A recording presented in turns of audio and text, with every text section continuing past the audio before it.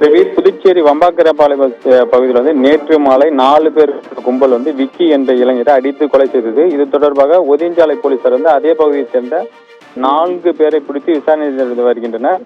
இந்த நிலையில் இன்று காலை விக்கி குடும்பத்தினர் மற்றும் உறவினர்கள் குற்றவாளிகள் வீடுகளை அடித்து சூறையாடினர்.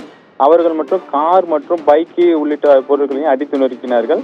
விக்கியின் உடலை வாங்க மறுத்தும் குற்றவாளிகளை மீது குண்டர் சட்டத்தை போட வேண்டும் என்று வலியுறுத்தி சோனாம்பாளையம் சந்திப்பில் உறவினர் சாலை மறியல் போராட்டத்தில் ஈடுபட்டாங்க. இதில் கிட்டத்தட்ட 300க்கும் மேற்பட்ட மறியல் போராட்டத்தை கலந்துக்கிட்டாங்க. இது சம்பந்தமாக தகவல் இருந்த ஒதியஞ்சாலை போலீசார் விரைந்து சென்று போராட்டத்தில் ஈடுபட்டவர்கள் பேச்சுவார்த்தை நடத்தினாங்க.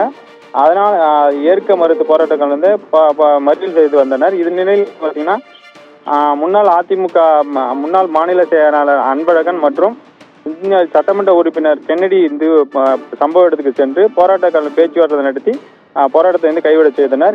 இருந்த போதிலும் உடலை வாங்க மறுத்து போராட்டத்தில் ஈடுபட்டனர். பிறகு மாவட்ட ஆட்சியர் மற்றும் அவர்களெல்லாம் பேச்சுவார்த்தைக்கு பிறகு அந்த போராட்டத்தை கைவிட அந்த பகுதியில் பரபரப்பான சூழ்நிலை ஏற்பட்டது. இருந்த போதிலும் பார்த்தீங்கன்னா பதட்டமான சூழலை தவிர்ப்பதற்காக போலீசார் அங்கு குவிக்கப்பட்டுள்ளனர். ரவி.